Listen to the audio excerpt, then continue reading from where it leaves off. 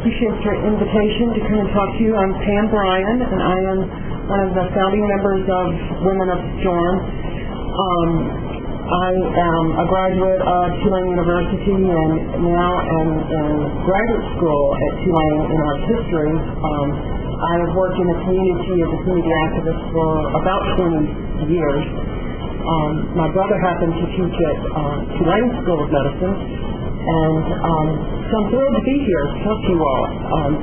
It's been an extraordinary coalition of women that have come together, and as I was telling Jenny, we're flabbergasted at the influence that we have been able to create in Washington with this grassroots organization.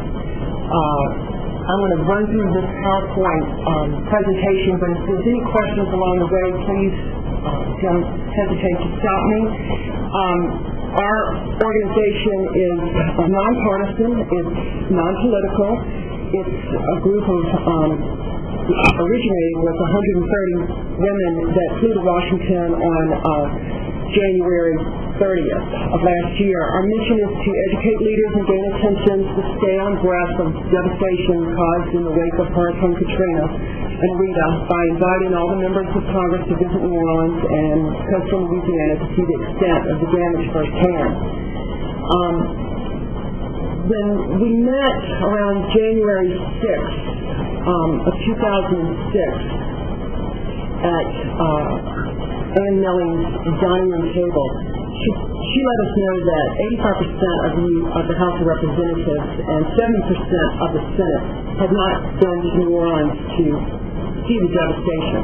We felt very strongly that publications and TV really didn't give an accurate picture of the devastation. Not until you come down here, talk to the individuals, really do a tour of the Ninth Ward, tour of Lakeview, a tour of Gentilly, Metairie, you understand the breadth and the scope of this national disaster. So at that dining room table, we decided that we would form this group to go up to Washington on January 30th. So we were talking 2 weeks from when we started this initial talk to personally invite each congressman. And on January 30th, we went to Washington. We had 287 appointments. We divided into teams of two, and we stormed Washington. And we were received very, very well. We were not contentious. We were not argumentative. Every single person had a story to tell. We didn't have to coach anyone. We didn't have to train anyone. We just said, go into these congressmen's offices and tell them your story. And we saw that we really started messing around with women's homes and women's nests. They were pretty passionate about it. And I think we were able to attract so much attention because we didn't have a political agenda. It was just, listen, our homes this is cross socioeconomic boundaries. We don't know whether we can educate our children. We don't know whether my husband's going to keep his job. I can't get anybody to fix my house. And so they listened to us. And I happened to go see Madam Leader Pelosi, who I sat across the table from her for 20 minutes, and she had not been to New Orleans when we went up there in January. And she looked across the table and she said, I'm going to come. I'm coming, and I'm going to help you. And she's been a tremendous help.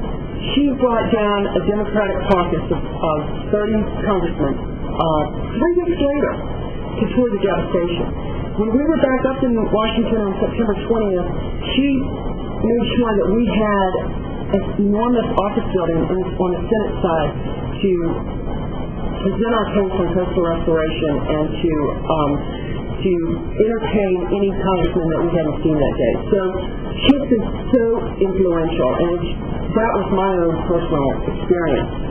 But still today, 44 senators have not visited, 319 representatives haven't visited. We keep statistics on what state has sent what congressman or senator or whether certain states have it. The Constitution Union has been just our best friend because we really noticed that congressmen respond to press and they respond to major contributors. So we've been able to isolate a lot of major contributors, and we've been covered all over the country. The Washington Post, the New York Times, Constitution, like I said, all the TV stations, CNN gave us a tremendous amount of coverage, and this really gets their attention when they find out that they're one of those that have not even come down to see it. But as I said, we're culturally, socially, and economically diverse. We stormed Capitol Hill on January 30th, and we had a news conference at the Capitol. And we just returned on September 20th. Once again, Ann Millie and I were a team, and on September 20th, we began in Madam Leader Pelosi's office, and from there we went to Senator Clinton's office, and there we went to Senator McCain's office and to Speaker Hastert's office. So in one afternoon, I saw 4 of the leading members of Congress, and very receptive. Really we can stay in contact. We have their ear. We have Senator McCain's ear.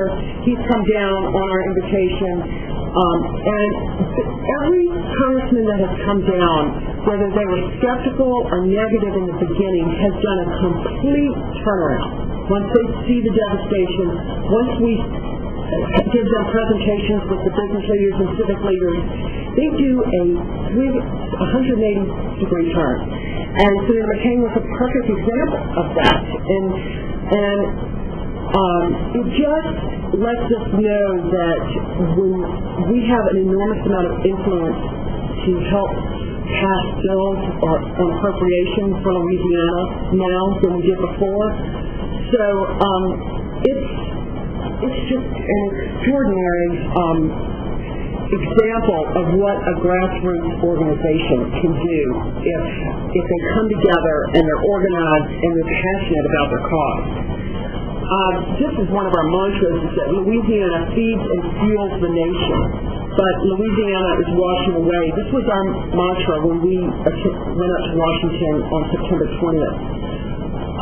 We realized that Washington gets $7.5 billion from oil and gas revenues each year into their federal coffers for oil and gas that's produced from the outer continental shelf. $5 billion of that comes from our coastline. So we are contributing $5 billion out of $7.5 billion to the federal government every single year. This is one of the country's most valuable resources. And New Orleans is the city that takes care of this infrastructure. And so we feel very strongly that we should be able to have some percentage of this revenue in order to take care of the infrastructure, in order to take care of the coastline, to rebuild our barrier islands, to help redirect the Mississippi River so the marshes and the ecosystem can be fed with its sediment, where when we built the levees, that prevented the natural feeding of the marshland. The levees prevented that. So this has been such an enormous education for us because we didn't realize where we were living. And 1/3 of the oil and gas production comes off the coast of Louisiana. 30% of all the seafood consumed in the U.S. comes from our state waters. We're the #1 port by tonnage in the United States. So you see this kind of information to Aboriginal women, and really, it does attract their attention. And there have been a number of congressmen who, from Colorado or from Utah, who say, why should I care about Louisiana? This doesn't mean anything to me. Well, if our pipelines are destroyed or infrastructure front, your city bills are only going to go up that much more. If our port is hurt, all the products that are sent up the Mississippi River to all the different warehouses and businessmen, that will be affected. So we have influence all over the country in what goes on in this area.